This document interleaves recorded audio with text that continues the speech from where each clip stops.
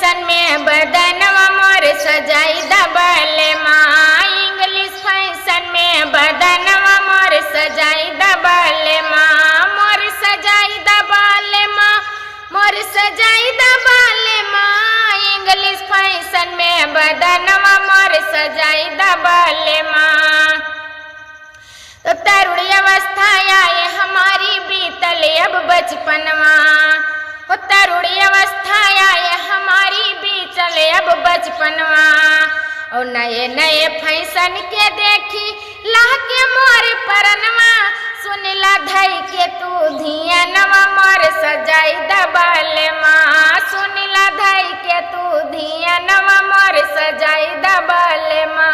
मोर सजाई दबल माँ, मोर सजाई दबल माँ। इंग्लिश फैशन में बदनवा मोर सजाई दबल माँ। तो क्रीम पाउडर ओठ की लाली ला दो लक्स सबुनवा। हो क्रीम पाउडर होठ की लाली ला दो लक्स सबुनवा। इतर तेल कंघी सर्वोत्तम एक सुंदर दर्पणवा। देखूं उठ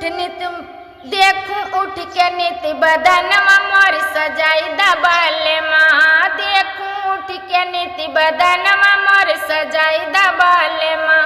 मोर सजाई दबल माँ, मोर सजाई दबल माँ। इंग्लिश फैशन में बदनवा मोर सजाई दबल माँ। तो साड़ी बनारस सैया भावे और भावे रंगीनवा। ओ साड़ी बनारस वाली सैया और भावे रंगीनवा। ओ चोली बूटेदार सिला दो देखो देखे सकल जबनवा। ओ पहिनू बाडी कस जो बनवा मोर सजाई दबल माँ। पहिनू बाडी कस जो बनवा मोर सजाई दबल माँ। मोर सजाई दबल माँ, मोर सजाई दबल माँ। इंग्लिश फैशन में बदनवा मोर सजाई दबल माँ। तो ऊंची एड़ी वाला सैंडल मोजा कसे चरणवा। हो ऊंची एड़ी वाला सैंडल मोजा कसे चरणवा। बेदी मस्तक कार की बाली सोने कई रनवा।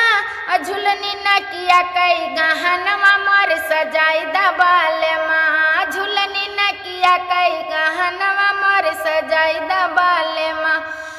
सजाई दबल माँ, मोर सजाई दबल माँ। इंग्लिश फैशन में बदनवा मोर सजाई दबल माँ।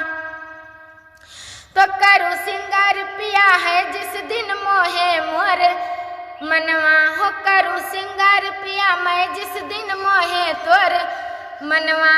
और देख देख बलमा मन सोचे औ त्यू जरा समनवा।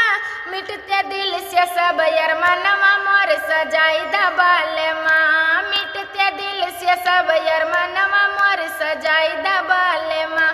मोर सजाई दबल माँ, मोर सजाई दबल माँ। इंग्लिश फैशन में बदनवा मोर सजाई दबल माँ।